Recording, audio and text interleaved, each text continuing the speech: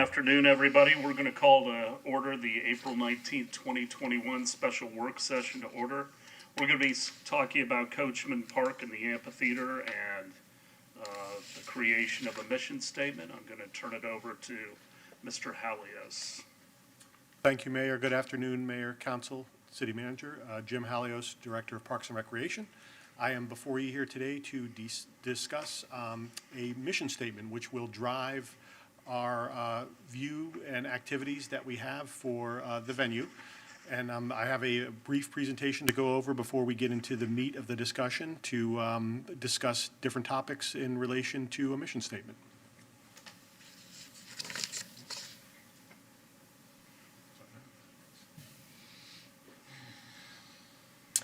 All right, well, first off, what we really want to do is we have an Imagine Clearwater community vision, which was developed, and that vision is aspirational. That's where we want to be, and the mission statement is going to guide on how the venue gets us to where we want to be.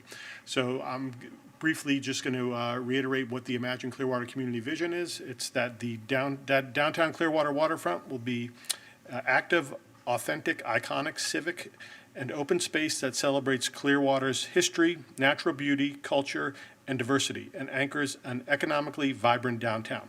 So we know what we want to be. Now we got to figure out how to get there.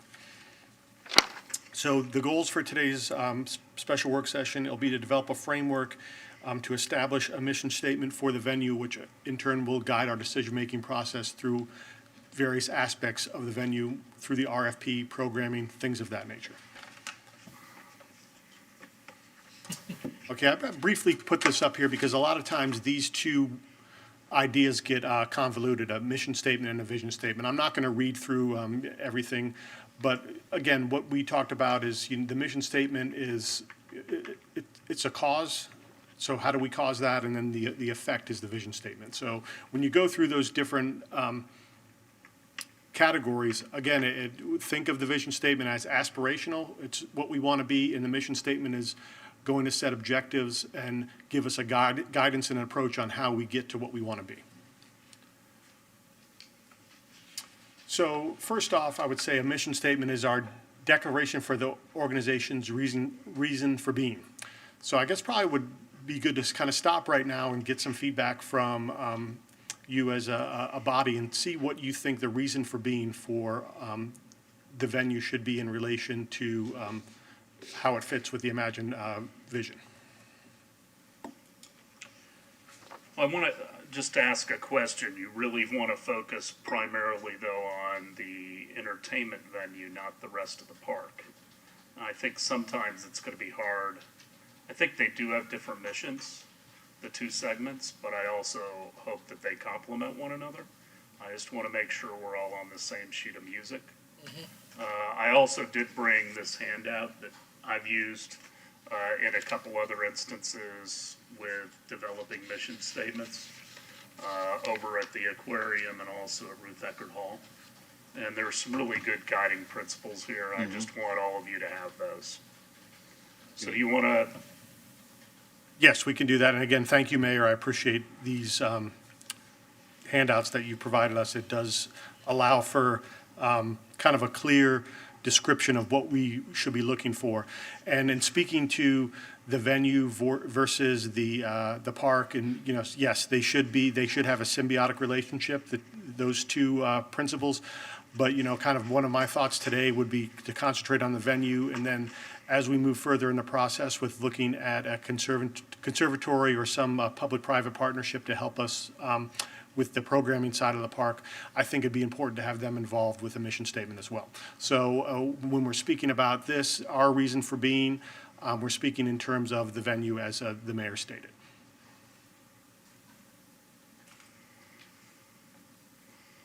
Thoughts? Councilmember Beckman? So our reason for being, so if we're talking about the venue and to develop this mission statement to put out the RFP for a contract for somebody to operate it, right? Primarily that's kind of the steps that we're doing here. And so I would think our reason for being, for having that amphitheater down there is for it's to be an economic driver, to activate the park and be an economic driver.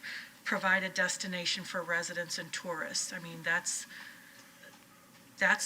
one of the reasons it's located there and not out on 19, where it might be easier to get on and off, right? So I think that needs to be part of it, obviously. Councilmember Albritton? Albritton, yeah, I'm still going on the vice mayor thing, so. Well, I was reading your attributes of good and bad mission statements, and I agree with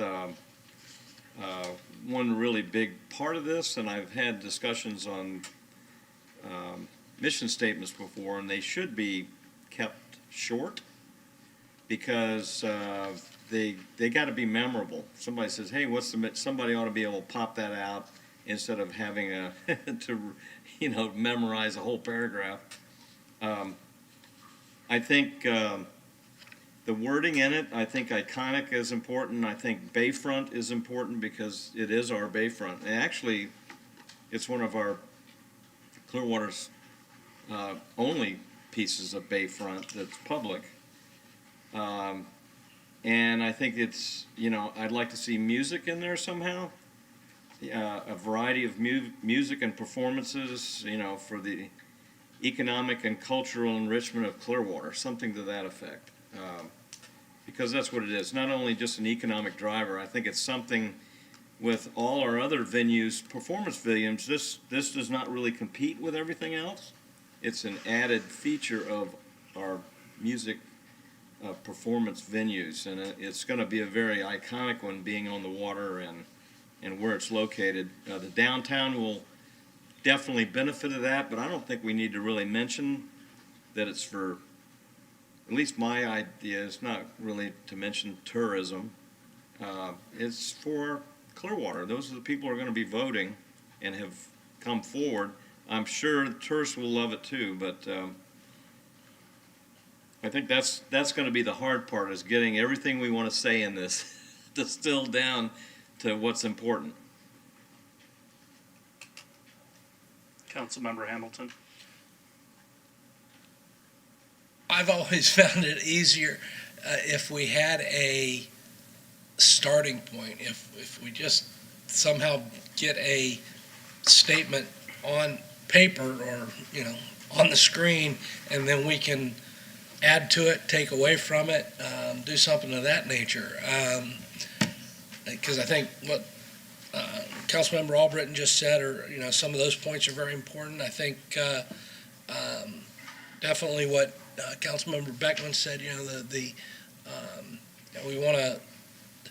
We want it to be short and sweet, but we want it to hit everybody. We want everybody to feel like it speaks to them and it includes them.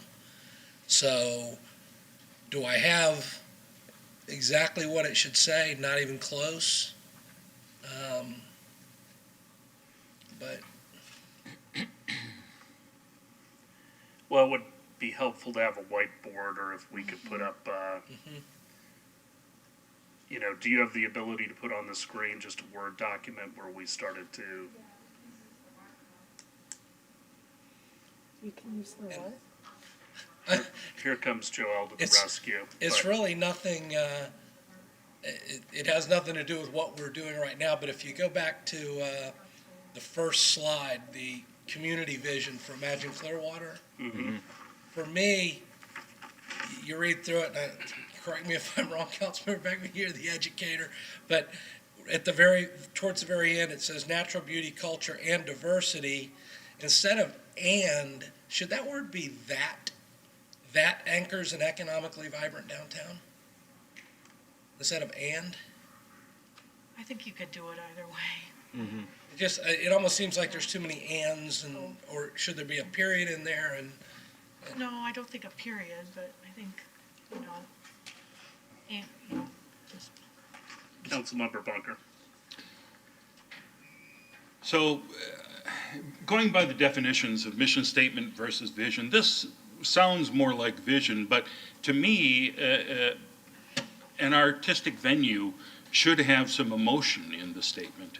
So I kind of whipped this up last night. A space to enrich souls lift spirits, inspire creativity, to entertain, educate, give a home to great masters, and a chance for beginners to get their first break.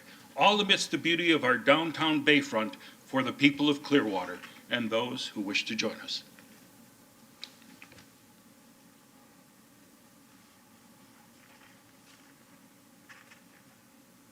I like some of the attributes in there. It's a little long. I tend to be wordy. Well, no, I mean, one of the things I handed out to you, probably the best mission statement that there is Nike. Just do it. Everybody knows what it is. I don't have to ask you. I mean, it's easy. This is a very difficult process. It sounds really easy. But I mean, I've been involved with ones where it's taken months, and the wordsmithing can get tiring because you're trying to narrow down concepts to very short bursts and encompass several things, with single words. We had a list from other places that I thought some of them were helpful. You just need to reduce the font. Yeah, I got it. Thank Yeah, you. the font's pretty. But what was mentioned was Bayfront, iconic, music, economic. I think what I would hope to do is that we could give staff an idea of the direction that we want to go, and then send it back to them to wordsmith. Because I think if we're going to sit here and wordsmith this, then they can bring us back something and we can respond. We literally, and I don't mind how much time we spend, I just don't always think it's as beneficial to sit here and we're all going to have a little bit different opinions on it. I'm fine with everything. I think music may be a little bit confining. If we include every type of entertainment, the list can become very long. I think a word like entertainment is a better encompassing word than saying music and, stage and drama, comedy. I mean, it could go on and on. I agree. I don't know what your thoughts are, but I just don't want us to get bogged down. And I think economic driver, I don't know if economic driver is the word, or the two words, but I think, we want an economic impact. So I'd rather try to come up with a lot of words, and then we can try to find better words that encompass the list. And Mayor, that's exactly what I was looking to get out of this discussion today, is to get some words that are important to everyone here, and then to kind of formulate that and to wordsmith it into a mission statement, or maybe even there's a couple versions of that for me to present back to you, and then as a body, you would all, gain some consensus going forward with that. Because like you said, with, 5 different people and 5 different opinions, to come up with a mission statement up here on the dais would be an arduous task. So my thought is exactly what yours is to get these things that are important to you, and then to wordsmith it into a mission statement that we all can live with and be proud of. I mean, like the Clearwater Marines Aquarium's mission was, we believe in preserving our marine life and environment. That was the environmental portion of things. Inspiring the human spirit, which is really what happened with winter. And you see people who have lost limbs, kids that are disabled, and then leadership in education, research, rescue, rehabilitation, and release. That is what they do. And how they do it inspires, along with trying to preserve marine life. You saw how short Ruth Eckert's is. And it was very long to start with, and they finally narrowed it down to a much broader feeling, but it's something that people can just come up with. Councilmember Beckman? So I'm looking at it just a little differently, and I did take some time to formulate a mission statement. So I feel, good if I could read it. I appreciate Mr. Bunker's, which had an emotional component. So those of us who did take some time to formulate something to start with, to shape, but the one sentence, just do it, or something, shorter, and that way is fine. But if we're going to use it as a touchstone for making decisions and guiding principles, I think it needs to be a little longer. And so here's the one I formulated. And again, just looking at the amphitheater part of the park. So I have the mission of Coachman Park Amphitheater is to be a nationally recognized, financially sustainable entertainment venue that embraces in either collaboration or partnership, whatever word, collaboration with Clearwater residents and businesses that aims for diverse entertainment offerings and price points and is committed to safe, environmentally friendly operations that are responsive, courteous, and respectful. Those last three adjectives are, you could get it down to one. But I'm thinking about making decisions about safety.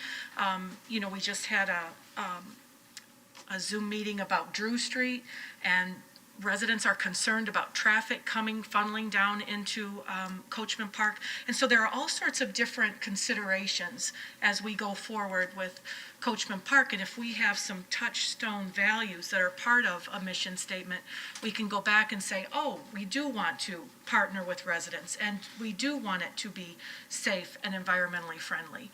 And I think that's how I approached it.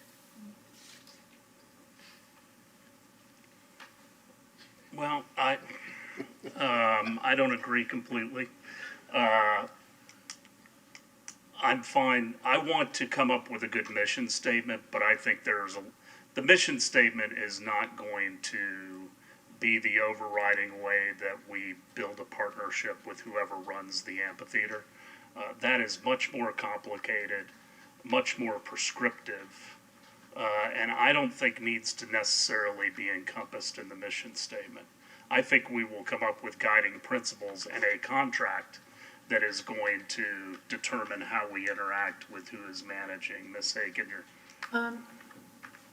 I think as we continue to develop phrases, this will sort of fall out into a mission statement, which will be short. And then we will also have guiding principles, which is much of what you were identifying. And we will need those as we're doing an RFP so that we can tell them what it is we're looking for the operation. So you two were, to me, kind of moving on to what I see as the next step, which is some of the fundamentals of how you want it, or the principles behind how it will operate. So I don't want to ignore that, but mission, guiding principles. And we'll need those before we send out an RFP? I Because would- I felt that there's some pressure to get this done so we can put out an RFP. So, I mean, how much, if we're not going to wordsmith it here, I mean, there's another meeting and another shaping and. Well, I think I don't know if Jim agrees with that, but it does seem to me that you're wanting more detail. That detail, I think, will be significant when we're trying to tell an operator what it is they need to do, what will make them successful in our eyes. So I think it's the next meeting, and it's really all of it. I'm not, No, and to speak to what City Attorney Aiken said, that's correct. I kind of view this as, it's almost a set of lenses. This is the first lens on which we're going to view things through, and then those guiding principles that are flushed, we know that they'll be compatible with this mission statement. Then that allows us to get a little deeper into details, not to dictate, but to share with our partner, these are our expectations, these are what we want to see out of it. And as long as I feel that those guiding principles fit underneath that mission statement, then I would say that there's some connectivity there and that we're along the long lines and we're looking at the same thing. so I think if you guys just continue to do what you've been doing, which is give us phrases, give us the ideas, then Jim can narrow that down to a mission statement, and then the other concepts that kind of fall under it. And Bill looks like he wants to talk. Yeah, Mr. Horn. Well, what I tend to think about is, what is the main thing? And the main thing is entertainment. Otherwise, why would you go to this extent of creating an amphitheater if that's not the main thing? So it's the entertainment, either the types or quality of that entertainment, but I mean, that to me is a core part of it. And like the mayor said, entertainment could cover a lot of different aspects. I mean, not, could be music, could be performing arts. I mean, it could be a lot of different things, but if you could talk about what you think is the main thing that's associated with what this venue is trying to accomplish, that would be helpful in terms of phrases. Councilmember Albritton and then Vice Mayor. Okay, I just wanted to put this down for the record. This is my little series of, all right, an iconic bayfront venue for the variety of entertainment for the economic and cultural enrichment of Clearwater.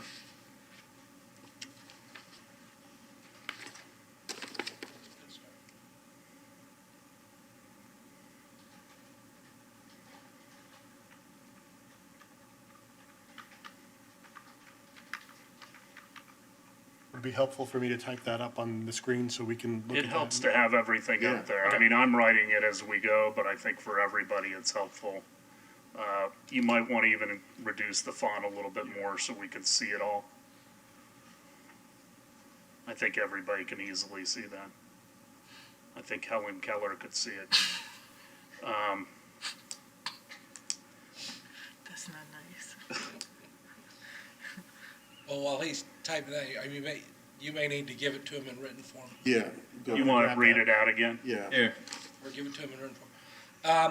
When you look at the items that were provided to us here, as you like to say, Mayor, we don't have to reinvent the wheel. We just need to, borrow from the best tires we can find. And when we look at these, I like the one Janesville, Wisconsin. I think their mission statement is very good. To develop, well, of course, there says to develop an iconic, multifaceted riverfront community venue that will inspire residents to gather in downtown Janesville regularly to enjoy a variety of enriching activities.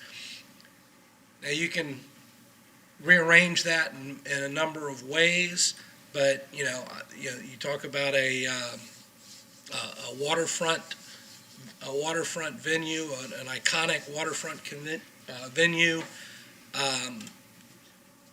that, but using that to just kind of, I think it hits on it checks a lot of the boxes for me that I think the mission statement for this venue needs to hit.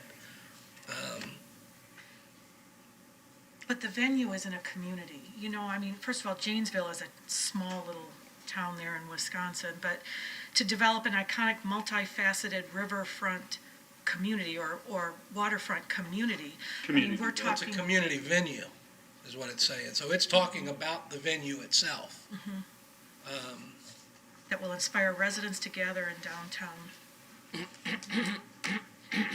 But this is way more than just for us, for our residents. It's, Oh, absolutely. Our residents, the price points are gonna be a challenge for a lot of our residents, I would think.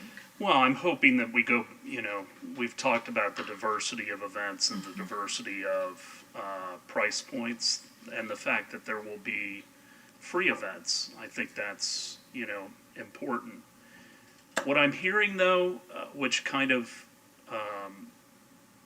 is overarching, is that this is going to elevate the quality of life in Clearwater.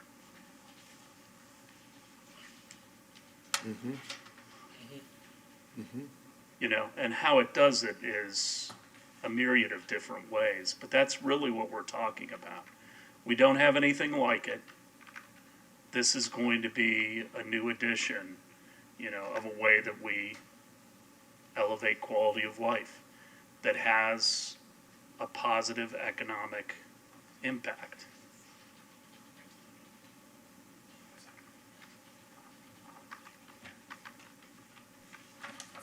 I think that's good, and then when we fall back on elevate the quality of life, we can look at balance and diversity, and if we're looking at traffic down Drew Street and those things, that's a touchstone for what are we doing to the quality of life for residents we touch, that live downtown, that commute, that this will affect, more directly than people in other parts of the city.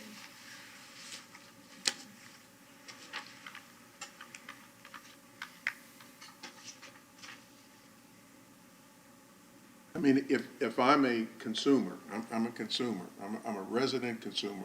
So when I purchase a ticket for some kind of activity in the park, that's my focus. So there might be other things that impact how I get there. But at the end of the day, what's going to lift me up, this enrichment piece, is going to be what I experience in the park. So the guiding principles, I think, really have a place in addressing some of those other things that you're mentioning.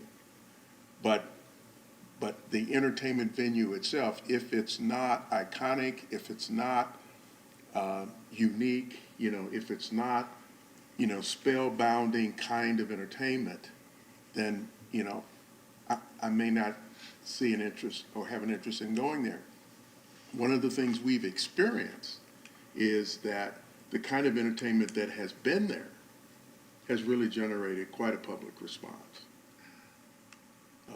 And so that's the kind of, we certainly want to have that kind of end result.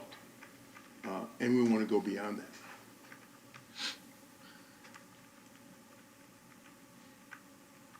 Mr. Telk, anything?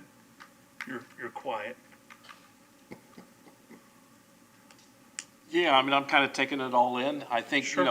I wonder how much our objectives have changed over the years. I mean, we've been conducting music here for 60 years, but we're expanding the venue. We're really refocusing on a different kind of paradigm, I guess, in terms of operational expectation. That's kind of my sense. So, I keep thinking about, does the mission or the vision help define a new paradigm with the waterfront venue versus the historic paradigm of the waterfront venue. If we have historically accommodated 15 to 20 shows a year, we're investing in a much more expanded venue. We want to have that performance take on a much bigger role downtown in the community. So, 50 to 60 years, how do we define that new expectation with a vision? So I'm not offering you an answer to your question, I guess, but as I hear your discussion, what I kind of resonates in my mind is, what is the vision as it's changing with the new venue? Because we're definitely investing much more in our waterfront venue. So what expectation of change and focus and energy do we want to get from the new venue versus what we have historically managed? And to me, that kind of gets to the vision and the mission, if you will, of what we're doing. Well, let's go back in time then a little bit, right? Because we have had certain concerts. First of all, we've tried to have a fairly diverse offering. Mm-hmm. So we've had jazz, we've had blues, we have rap, we have the Hispanic Heritage Festival. We've tried to check most of the boxes.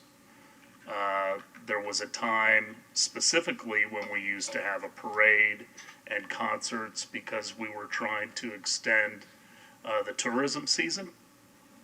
And that's why we had some of the Fun and Sun and all that. We tried to pull it through to April and make it last till May. Is that correct? Exactly. And that's how a lot of that started, because we really had a much shorter window. Now I don't see many lulls anymore in our tourism. So I think that's changed a little bit. I think we're obviously elevating the quality of what we're going to be offering because there is going to be a covering. And so from the elements, be it the sun or the rain, certainly that's going to be different. I think what all of us have wanted for a very long time is to better utilize the park year-round. because it's really ebbed and flowed. And one of the reasons that we clumped events together was there was the cost of erecting a stage and bringing in portalettes and everything else. And so we would normally bunch them for the events. That's not necessarily going to be needed anymore. The setting up and taking down, we don't have to bunch events together anymore because there's going to be some fixed infrastructure.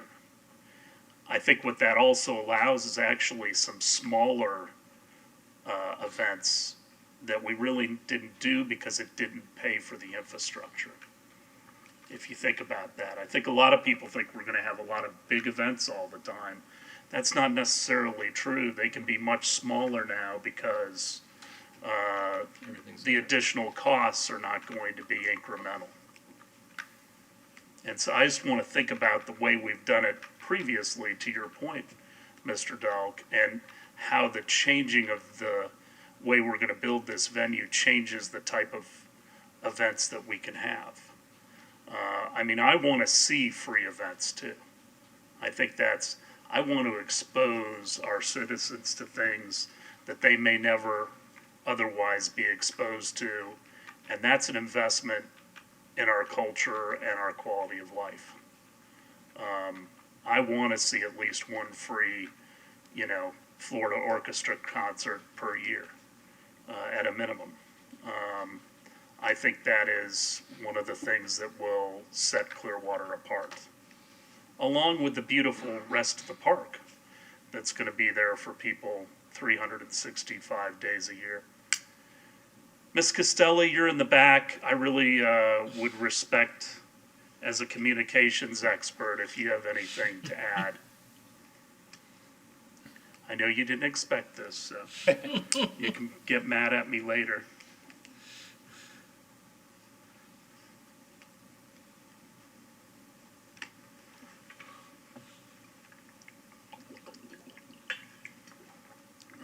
As a draft, I came up with a world-class entertainment venue for our residents and visitors to enjoy. And then you can add and subtract words from there. But that was just off the top of my head 10 minutes ago.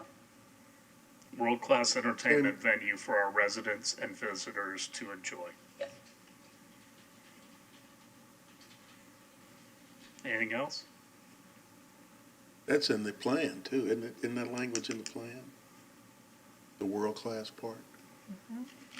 Yeah, that's in the Imagine Clearwater plan.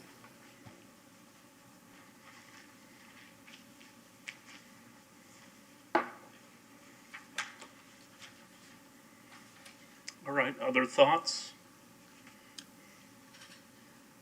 Councilmember Beckman? Well, if we're going to stick with something pretty simple like that, then those, what did you refer to them, like objectives, The mayor mentioned, I think the mayor mentioned in his guiding principles. guiding principles? Right. So those are going to have to be, what do we envision, like 6 guiding principles or something? The guiding principles, I don't think you should limit yourself. Okay. There's no reason to. Those aren't necessarily going to be shared with, they'll be shared with the world because everything we do is public.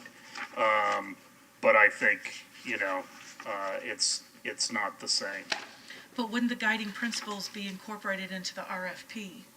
Yes. Okay. Yes. So that's, but I mean, that's, right, that's shared with the world as far as some logo, not like that, but certainly very transparent, and that's how we wish to operate, and those are our philosophical understandings and Well, goals. so, when on page 5, it has, why have a mission statement?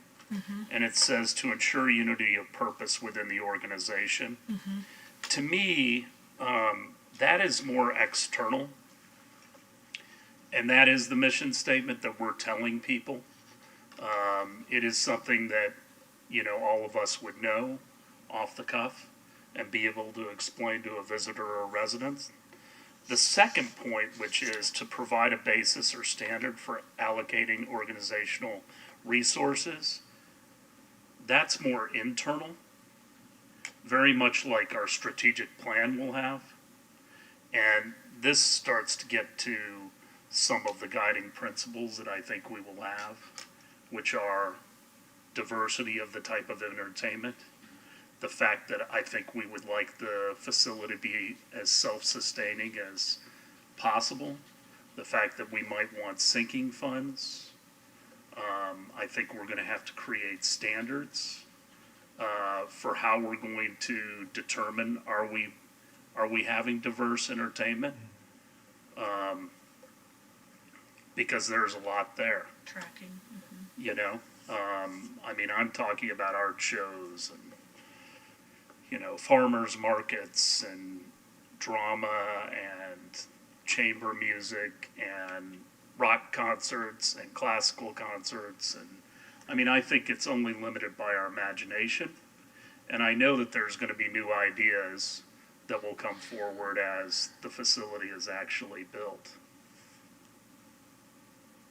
You had something to add? Yeah, that sounds great, you know, the art shows and the farmers markets and all that, but part of our earlier conversations were, that's what some people envisioned in the park side, not the venue side. And so I want to be clear with, if we're having art shows and farmers markets on that venue side, that's fantastic.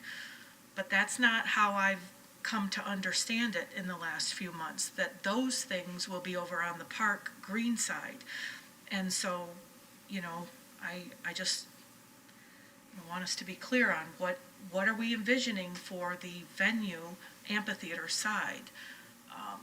And, you know, diverse concerts and all that stuff, that's great, but it's not going to be, I mean, maybe in the first few years as it's building up steam and momentum, we can squeeze in those community type things there, but ultimately, is it going to be, you know, a professional venue that they're going to be using very, very frequently for big acts and charge, you know, ticketed events?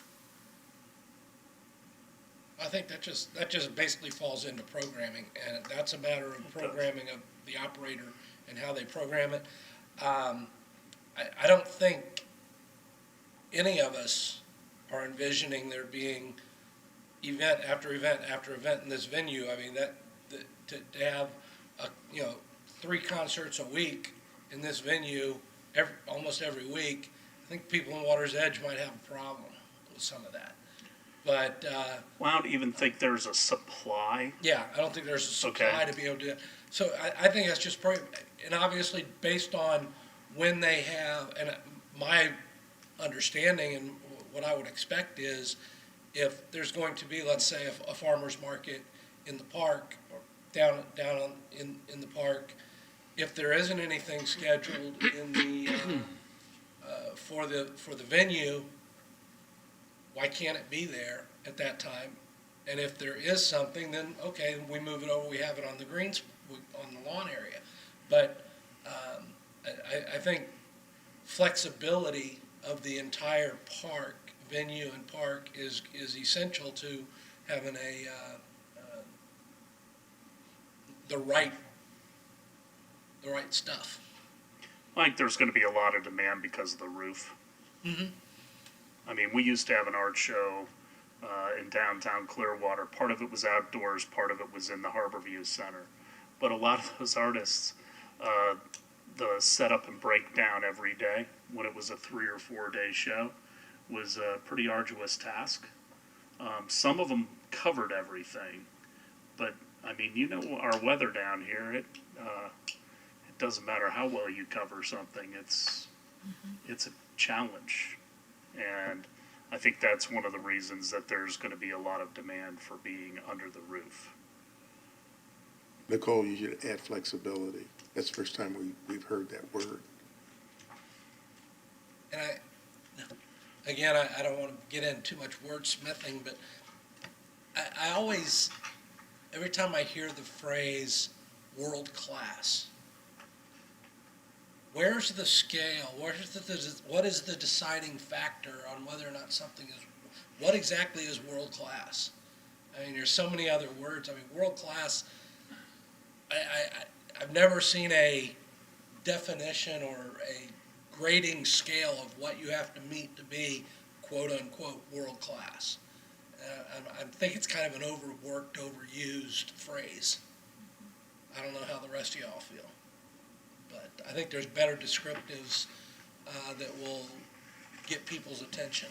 I think iconic's important because that goes all the way up back to the beginning. I mean, that's what the original plan stated. They wanted an iconic bayfront, you know. Yeah. And also, Mayor, to speak to one of the items that I thought you brought up, which is a great point, is the better utilization. And I think that comes to, when I think of accessibility for people to utilize the venue. And you talk about a variety of events and almost a diversification of events. So I think that that's something that will be important for us to include in there. But going to what Councilmember Albritton said with the, iconic, something that's iconic and also something that I think of as also, we want it to be uniquely Clearwater. We don't want it to be anything like anybody else has. And what makes it uniquely Clearwater? Well, we can get into those principles, but that may be one thing to think of that will kind of set us apart as far as how or why we do the things we do. Well, I think we've got not the corner, but I think we're clearly the leader in performing arts in the Tampa Bay area. I really do. We're not the leader on museums. We're not the leader on professional sports franchises, and we never will be. That ship has sailed. But I do think we're the leader in performing arts with the different venues that we currently have, including Coachman Park. But this will be certainly new and improved. And I think you build on your strengths.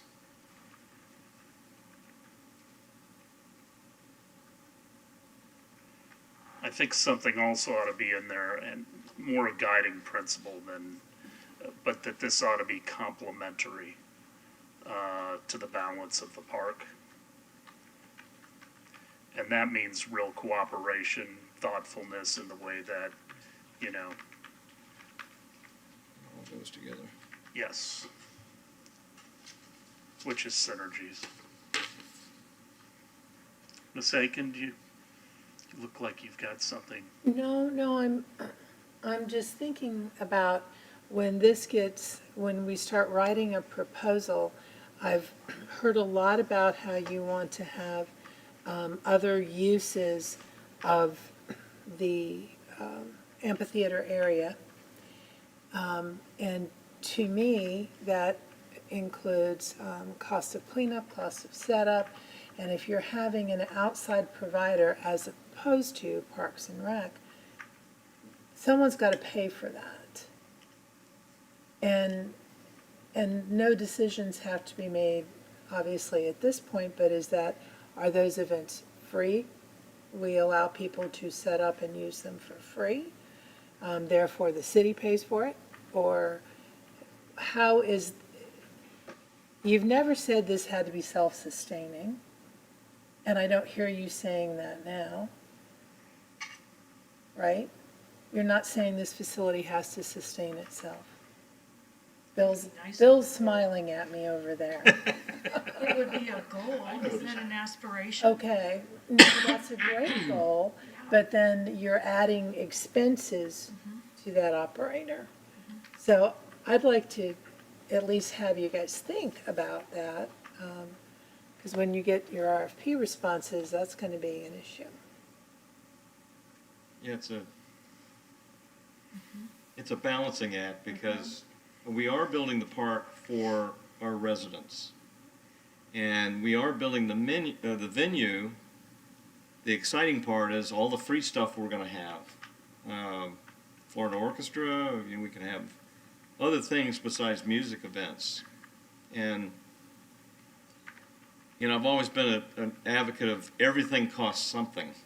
Nothing is free. So either Clearwater takes it on and says we're doing this for our community, and that's part of the build part of it, the big part, the capital expense in the beginning is one thing, but you're getting back something on this. Everything we have there is not going to be, bring your money because it's going to cost to get in. There's going to be, at least if it's always been like Coachman Park, there's been a lot of things that are free that people come down and, that's part of living in Clearwater. I mean, that's a big part of it. A lot of people love all the things we do there that, is free, so. Well, I mean, I think we're going to build an initial budget along with whoever we decide to partner with. They're going to give you an estimate of how many events that they're going to be able to hold within the parameters that we allow.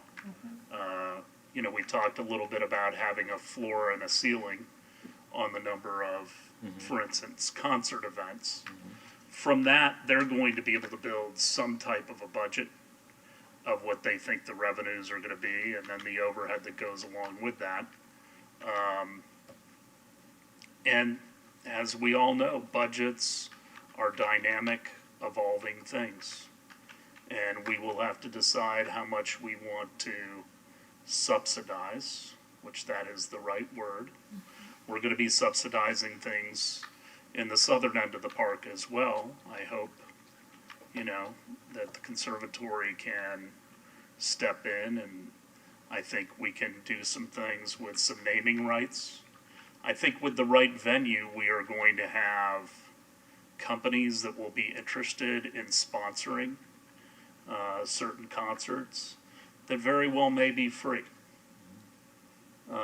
With the right venue, I know there's certain companies that will step in and they would be interested in being the title sponsor and sponsoring, X number of dollars to showcase the Florida Orchestra, for instance. But this is all going to evolve.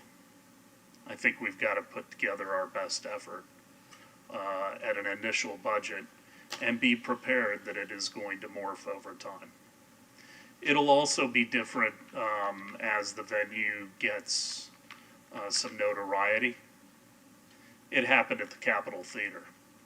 I mean, the number of concerts that we had there initially was relatively small, and then it started to get a reputation within the industry, that it was intimate, that it had great acoustics, and there were certain artists that wanted to perform there because of it.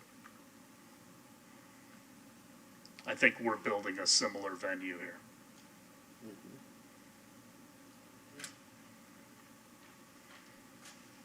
What else? What isn't in here? Can you go down just a little bit, Rosemary, so we can see the top and start at the top and everybody can take a peek?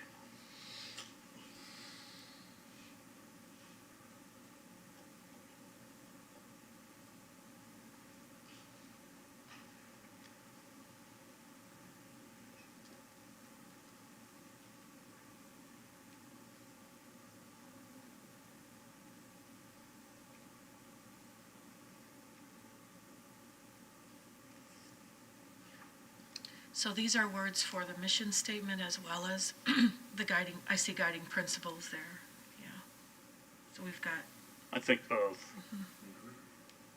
do you have environment on that list anywhere? No.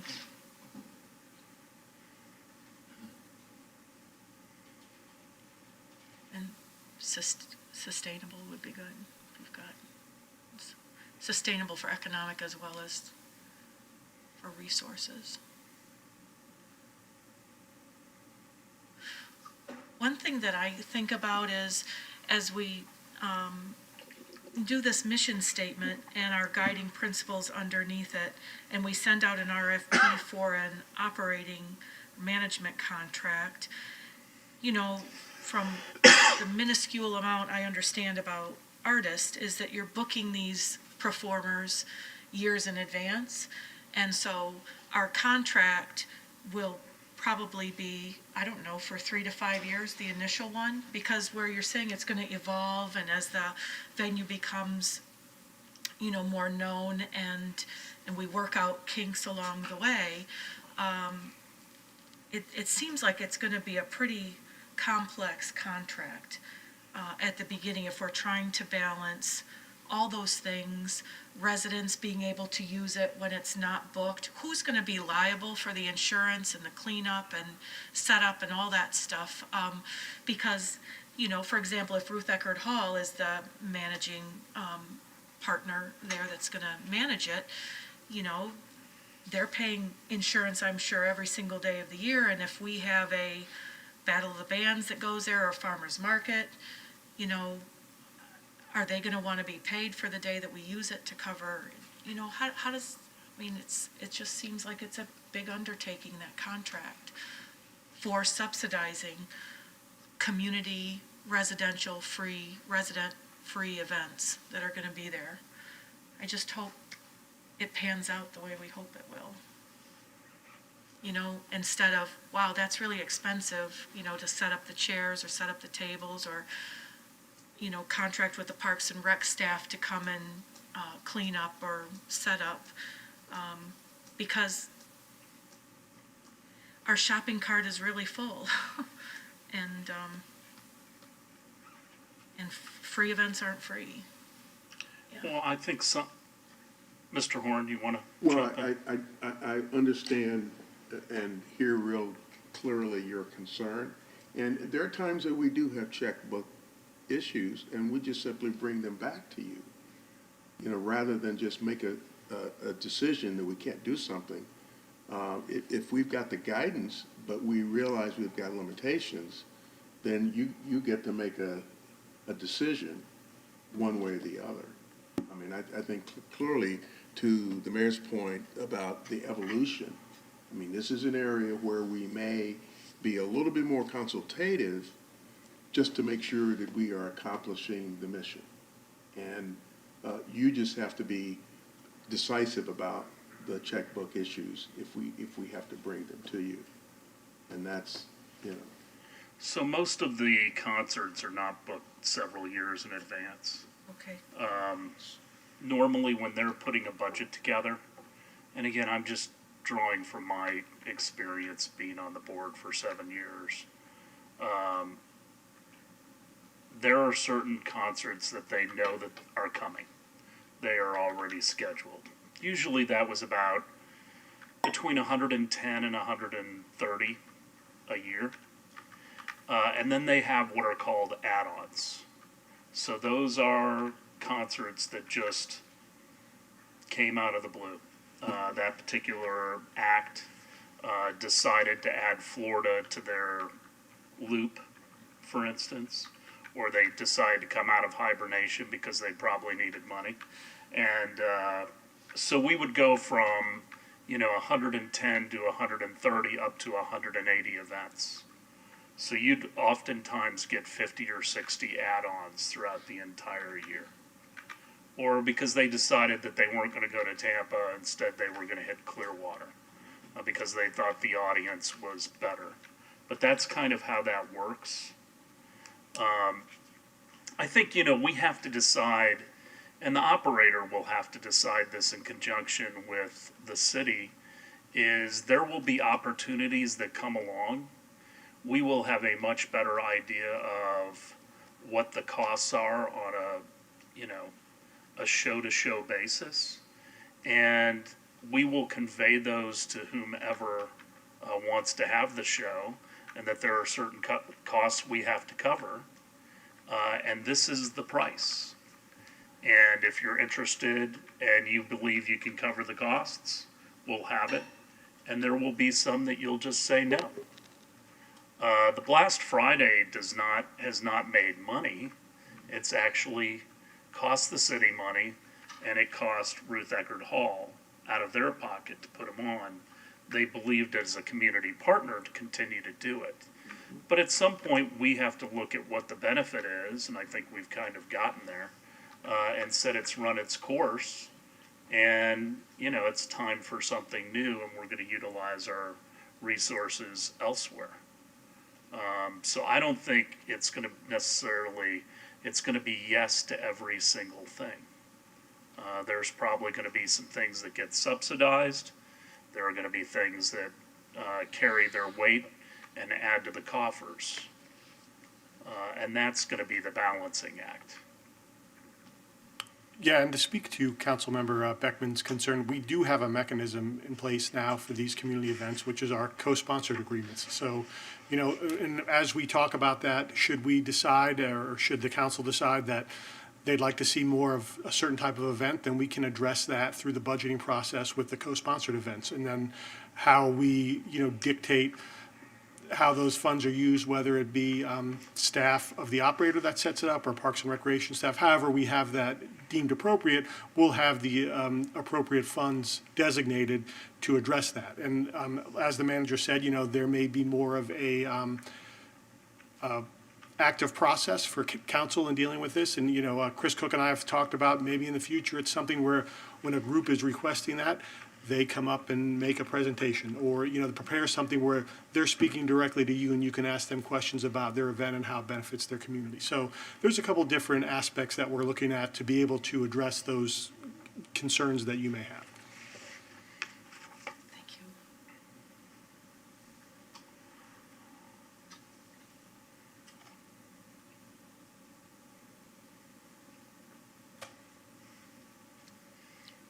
So what else, folks? I mean, on page 9, staff already put together some guiding principles.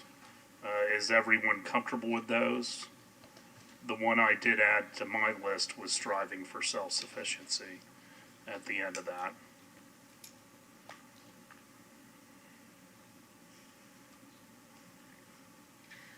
Well, I would say for diversity, you know, what does that mean? Is that the types of performances as well as the price points, right? I mean, is that, and then I put accessibility and safety over to the side if there's, you know, something mentioned about safety, and then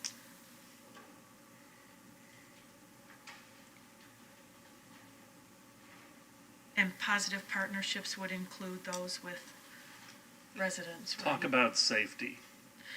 Well, I think, you know, making decisions, again, I have, because it's most, you know, it's most recent in my head, is concerns about traffic and people getting in and out of the venue and how that affects neighborhoods, especially the neighborhoods that are on the north and south side of Drew Street, because that leads right down to Osceola. And so it's safety, you know, I'm thinking about that, traffic safety and increase pedestrians, Okay. that kind of safety. And as Not well as, safety of the venue, though. I mean, Well- we're gonna have security. oh yeah, so- not safety of the venue necessarily, but we do have to address, you know, the gun issue at some point. I don't know, is that down the road? But no, I'm thinking about safety of residents and pedestrians and increased traffic. That's what I mean about safety. Okay. So kind of traffic management. Others? Councilmember Bunker? Well, but these look good to me. I don't know what else to include. Anything that comes to my mind can be tied into one of these that's on here, so. I just want to be as exhaustive as possible Yeah. so we can build this framework and take the next step.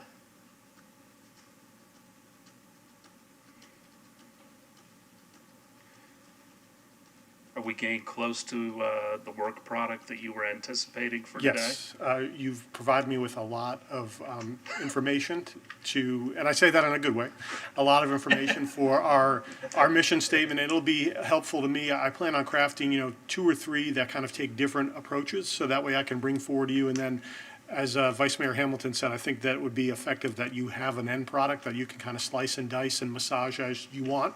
So that way, that'll be kind of our different approaches. I'll work with Assistant City Manager Delk. He's very good at wordsmithing also, so he'll help me with this, I'm sure, get his feedback, and with Joel as well.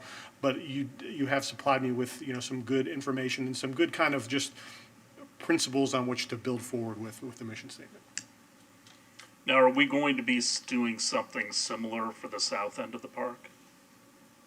Yes, and I anticipate, I would really would like to, once we have our process with the Conservancy, I'd like for them to be a part of it as well.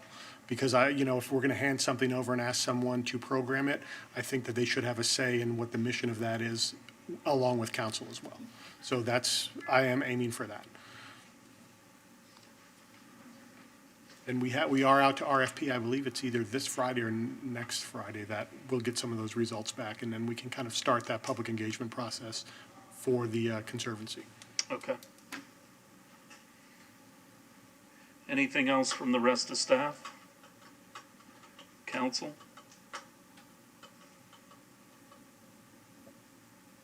Okay. If you think of anything else that you want Mr. Halios to be aware of, you can email him, copy Tammy, so that the rest of us can see it. And we look forward to the next meeting. All right. Thank All you, right. Mayor. Thank you, Council. Anything else for the good of the order? All right, we're adjourned.